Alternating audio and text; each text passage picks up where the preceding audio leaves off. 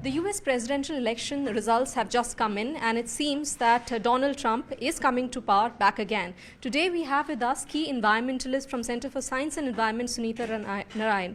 Ma'am, we stand at a point when we are close to breaching that 1.5 degree mark of global warming. What does this really mean, the US presidential election results? No, it's very worrying. Let's be clear. We are at the brink of disaster right now. The world at current rates of emissions is definitely going to breach the 1.5 degree centigrade rise mark. Now, what is the 1.5 degree centigrade rise? It's basically a guardrail. Scientists say any temperature above that is going to be something we don't even know how bad it'll be. Okay, so it's like a guardrail. It's like a protection. Now, we are at 1.1 degree centigrade rise right now, and you're seeing the devastation around you. Obviously, Trump, as the climate skeptic, as somebody who openly is calling for his country to reject any action on climate, is calling for his country to drill, baby, drill, to open up more fracking, open up more drilling, to destroy the electric fleet movement of the US, is going to be deeply worrying.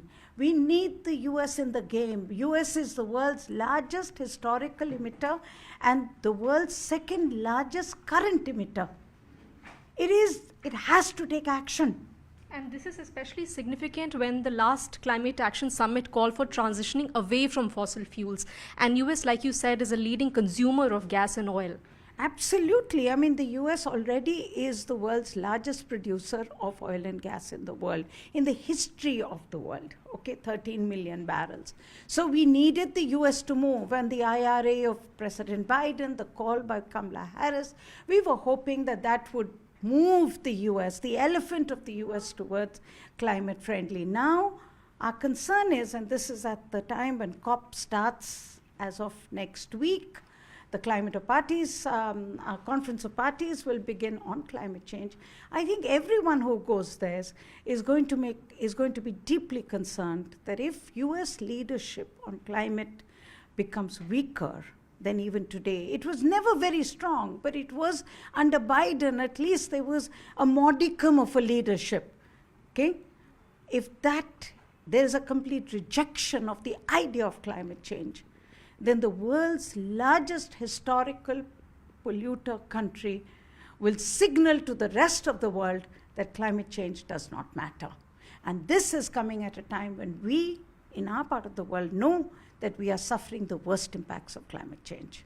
So yes, very worrying. With COP29 just a few days away, climate finance is back on agenda, and with the presidential election results coming in, how do you see it impacting the negotiations? See, climate finance was never Biden's strong point. Let's be clear about it. So it isn't as if Trump is going to make that worse. US under Biden had already rejected the loss and damage fund. They were always trying to loophole and weaken any agreement on finance. So I don't think that, but yes, I think overall, it's the mood of the nation, it's the mood of the world.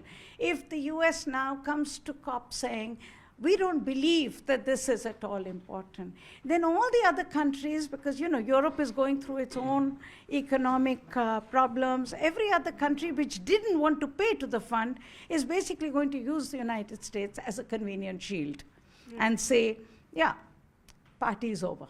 Right. On one hand, we have climate change, but back in India, we're also struggling with the toxic haze which now surrounds the national capital region. And today, the Center for Science and Environment came out with its findings and highlighted that we really need to act on vehicular emissions, which are contributing to nearly 50% of Delhi's pollution. Ma'am, what do you really have to say about our vehicular emissions? Why aren't we really able to tackle this? Because the rich drive cars, very clearly. Let's be very clear. Vehicles are not new to the pollution story of Delhi. However, every winter when we cannot breathe and we gasp for breath and we know the toxic impacts on our health, we tend to try and believe that something else is to blame, okay? Farmers burning, patakas, dust, something. But data is very clear that Delhi's own pollution and NCR's own pollution, because I don't want to make this into a finger pointing game between Delhi and NCR and Delhi AAP and BJP. I mean, I want us to rise above it. We're all in the same soup, okay? The pollution sources are the same, and combustion is the key reason. And in combustion, vehicles are 50%. And then comes every other source of combustion. So we need to act, and we need to act at scale, and we need to do this so that we can fix the problem before every winter becomes a gas chamber.